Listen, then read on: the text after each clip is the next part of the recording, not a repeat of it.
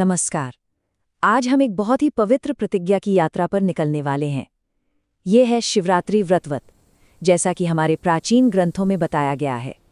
देखिए, ये सिर्फ एक रस्म नहीं है, बल्कि डिवाइन ग्रेस यानी दिव्य कृपा पाने का एक बहुत ही गहरा आध्यात्मिक रास्ता है।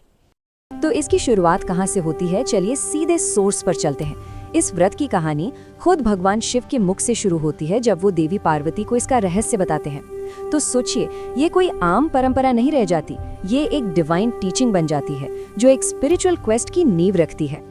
तो ये व्रत असल में एक डिवाइन प्रॉमिस है, एक ऐसा रास्ता जो परमात्मा ने खुद हमें दिया है। सांसारिक पूर्ति, जिसे भुक्ति कहते हैं, और आध्यात्मिक मुक्ति यानी मुक्ति, इन दोनों को पाने के लिए। मतलब ये एक तरह से हमारी फिजिकल और स्पिरिचुअल दुनिया के बीच का पुल है। अब समय का महत्व समझते हैं। ये व्रत किसी भी दिन नहीं किया जाता, बल्कि इसके लिए एक बहुत ही खास खगोलीय क्षण होता है। माघ और फाल्गुन महीनों के बीच कृष्ण पक्ष का 14वां दिन। माना यह जाता है कि ये समय कॉस्मिक एनर्जीज के साथ जुड़ने और आध्यात्मिक तरक्की के लिए सबसे ज्यादा शक्तिशाली होता है। तो चलिए अब इस व्रत के प्रैक्टिकल एस्पेक्ट्स को समझते हैं। इन्हें भक्ति के मार्ग पर सोच समझकर उठाए गए कदमों की तरह देखना चाहिए, जहां हर एक कदम का अपना एक खास मतलब है, एक खास महत्व है। यहाँ देखिए, ये जो पूरा अनुष्ठान है ना, इसे 5 बिल्कुल साफ स्टेप्स में बांटा गया है। ये एक पूरी प्रोसेस है जो भक्त को गाइड करती है। सबसे पहले संकल्प लेना, फिर उपवास और पूजा करना, उसके बाद हवन में आहुति देना, फिर पूरी रात का जागरण, और आखिर में सुबह सुबह क्षमा प्रार्थना के साथ इसे पूरा करना। और इस पूरी प्रक्रिया के सेंटर में है एक बहुत ही शक्तिशाली ध्वनि, ओम नमो नमः शिवाय। ये मंत्र ही पूजा का आधार है, जो रिचुअल के दौरान मन को फोकस करने और कॉन्शियसनेस को ऊपर उठाने में मदद करता है। और जब व्रत खत्म होता है तो भक्त की विनम्रता और आभार इस अंतिम प्रार्थना में साफ झलकता है। ये दिखाता है कि साधक अपनी सफलता का श्रेय खुद को नहीं, बल्कि डिवाइन ग्रेस को देता है। और यही तो इस पूरी आध्यात्मिक यात्रा का सार है। चलिए अब एक और शक्तिशाली टूल पर फोकस करते हैं, जिसका इस्तेमाल इस व्रत में होता है, और वो है मृत्युंजय मंत्र की पवित्र ध्वनि। ये सिर्फ एक मंत्र नहीं है, ये एक तरह का सुरक्षा कवच है।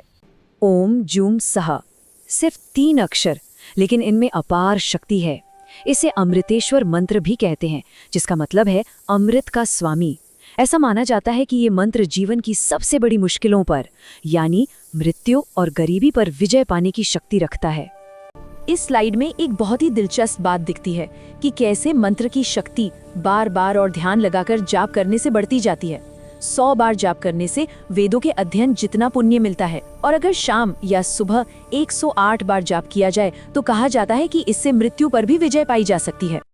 अब हम व्रत और मंत्र के साथ साथ एक और महत्वपूर्ण ध्यान प्रैक्टिस को जानेंगे, और वो है विजुअलाइजेशन, यानी दिव्य स्वरूप का ध्यान। इसका मतलब है बाहरी क्रिया को अपनी आंतरिक दृष्टि से जोड़ना।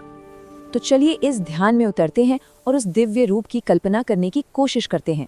सोचिए, एक शांत सफेद कमल पर भगवान अमृतेश्वर बैठे हैं। उनके 2 हाथों में अमृत से भरे कलश हैं, जीवन का सार।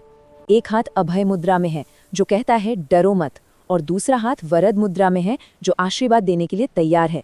और उनके बाईं ओर देवी अमृता हैं, जिनके एक हाथ में अमृत का पात्र है और दूसरे में एक खिला हुआ कमल। ये सिर्फ एक इमेज नहीं, ये परमात्मा से जुड़ने का एक बहुत गहरा तरीका है। और जब मंत्र जाप को इस गहरे फोकस विजुअलाइजेशन के साथ जोड़ा जाता है, तो इसकी शक्ति कई गुना बढ़ जाती है। कहा गया है कि अगर 1 महीने तक हर दिन 8000 बार जाप किया जाए, तो उम्र, बीमारी और दुश्मनों से भी मुक्ति मिल सकती है। ये ध्वनि और दृष्टि का एक बहुत ही शक्तिशाली संगम है। तो आखिर में सवाल ये उठता है कि जो लोग इस आध्यात्मिक खोज को पूरी भक्ति के साथ पूरा करते हैं, उन्हें मिलता क्या है? चलिए उन गहरे आशीर्वादों पर एक नजर डालते हैं जिनका वादा किया गया है। यहाँ देखिए, जो फायदे हैं वो बहुत गहरे हैं। सभी इच्छाओं के पूरा होने से लेकर दुश्मनों पर जीत, भगवान शिव की कृपा पाना, और सबसे बड़ा इनाम जन्म मरण के चक्र से मुक्ति।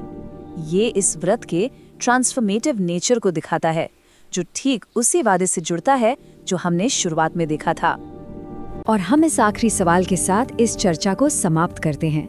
जरा सोचिए कि कैसे शारीरिक क्रिया यानी व्रत पवित्र ध्वनि यानी मंत्र और मानसिक ध्यान यानी विजुअलाइजेशन, ये तीनों मिलकर एक कंप्लीट स्पिरिचुअल एक्सपीरियंस बनाते हैं।